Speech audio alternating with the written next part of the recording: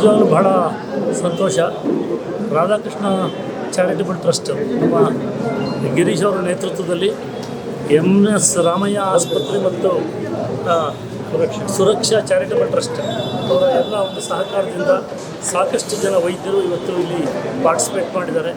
ಆರ್ಥಿಕವಾಗಿ ಹಿಂದುಳಿದಿರ್ತಕ್ಕಂಥ ವರ್ಗವನ್ನು ಗಮನದಲ್ಲಿಟ್ಟು ಹಿರಿಯ ನಾಗರಿಕರು ಮತ್ತು ಅವಶ್ಯಕತೆ ಇರತಕ್ಕಂಥವ್ರಿಗೆ ಭಾಳ ಒಂದು ಉತ್ತಮವಾದಂಥ ರೀತಿಯಲ್ಲಿ ಈ ಭಾಗದಲ್ಲಿ ಒಂದು ಆರೋಗ್ಯ ತಪಾಸಣಾ ಶಿಬಿರ ಮತ್ತು ಉಚಿತವಾಗಿ ಔಷಧಿ ಕೊಡುವಂತಹ ಕಾರ್ಯಕ್ರಮವನ್ನು ಏರ್ಪಡಿಸಿದ್ದಾರೆ.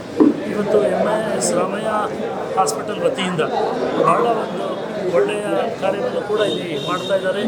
ಕ್ಯಾನ್ಸರ್ ತಪಾಸಣೆಗೆ ಮತ್ತು ಬೇರೆ ಬೇರೆ ಏನು ಡಿಸೀಸಸ್ ಇದೆ ಇದಕ್ಕೆಲ್ಲ ಅನುಕೂಲ ಆಗಬೇಕು ಅಂಥೇಳಿ ರಾಧಾಕೃಷ್ಣ ಚಾರಿಟಬಲ್ ಟ್ರಸ್ಟ್ ಗಿರಿಯವರ ನೇತೃತ್ವದಲ್ಲಿ ಆರ್ಥಿಕವಾಗಿ ಹಿಂದುಳಿದಿರ್ತಕ್ಕಂತಹ ಜನಗಳಿಗೆ ಅನೇಕ ಕಾರ್ಯಕ್ರಮ ರೂಪಿಸಿದ್ದಾರೆ. ಅದರಲ್ಲಿ ಪ್ರತಿದಿನ ಮಧ್ಯಾಹ್ನ ಉಚಿತವಾಗಿ ಅವರಿಗೆ ಊಟವನ್ನು ಕೊಡುವಂಥದ್ದಾಗಿರ್ಬೋದು ಅಥವಾ ಕಷ್ಟದಲ್ಲಿರ್ತಕ್ಕಂಥ ಜನಗಳಿಗೆ ಸಹಕಾರವನ್ನು ನೀಡುವಂಥದ್ದು, ಈ ರೀತಿ ಎಲ್ಲ ಕಾರ್ಯಕ್ರಮಗಳು ಮಾಡ್ಕೊಂಡು ಬಂದಿದ್ದಾರೆ. ಇದು ಬೇರೆಯವರಿಗೆ ಆದರ್ಶ ಆಗಬೇಕು.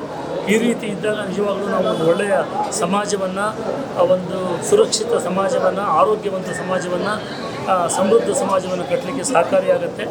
ಹಾಗೆ ಇವತ್ತು ತಾವು ಡೆಂಗ್ಯೂ ವಿಚಾರವನ್ನು ಪ್ರಸ್ತಾಪ ಮಾಡಿದ್ರಿ. ಸರ್ಕಾರ ಈ ಸಂದರ್ಭದಲ್ಲಿ ಎಚ್ಚೆತ್ತುಕೊಳ್ಳಬೇಕು.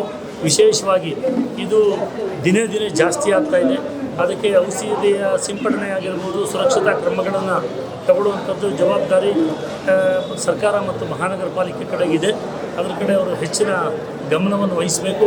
ಈ ಭಾಗದಲ್ಲೂ ಕೂಡ ನಾವು ಈಗಾಗಲೇ ಅಧಿಕಾರಿಗಳ ಜೊತೆಯಲ್ಲಿ ಸಭೆಯನ್ನು ನಡೆಸಿ ಇದರ ಬಗ್ಗೆ ಕ್ರಮವನ್ನು ತಗೊಂಡಿದ್ದೇವೆ. ಇನ್ನೂ ಮುಂಜಾಗ್ರತವಾಗಿ ಹೆಚ್ಚಿನ ಒಂದು ಕ್ರಮವನ್ನು ತಗೊಳ್ಬೇಕು ಅನ್ನೋದು ಕೂಡ ನಮ್ಮೆಲ್ಲರ ಆಶಯ ಮತ್ತು ಆಗ್ರಹ.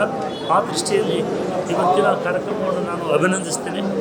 ಈ ಎಲ್ಲ ತಂಡಕ್ಕೆ ಹೆಚ್ಚಿನ ಒಂದು ಯಶಸ್ಸು ಸಿಕ್ಕಲಿ, ಮುಂದೆ ಇನ್ನೂ ಹೆಚ್ಚಿನ ಅವಕಾಶ ಇವರಿಗೆ ಸಿಕ್ಕಬೇಕು, ಕೆಲಸ ಮಾಡುವಂಥದ್ದು ಹಂಗಾಗಲಿ ಅಂತ ಹಾರೈಸ್ತೀನಿ.